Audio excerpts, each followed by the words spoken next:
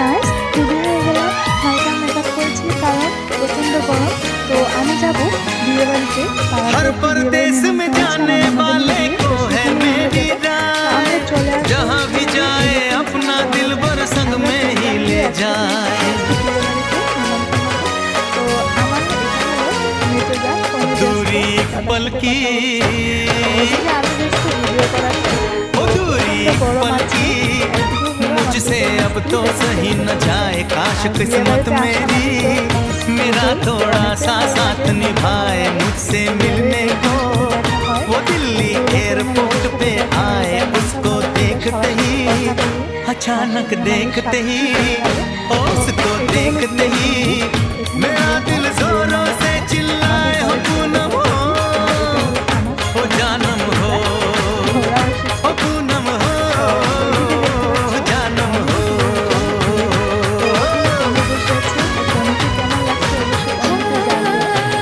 हमारी शादी में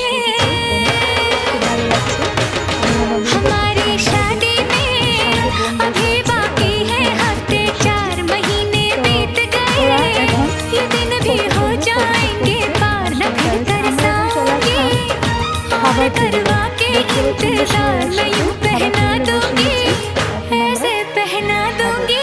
খাবারটা আমি তো খাওয়াই শুধু, এখন আমরা কথা বলবো না। তো এত গরম, মানে খাবার টেবিলও ভালো লাগছে না। ওইদিকে দেখছো নেশারানি হাসি, সেই হাসছে।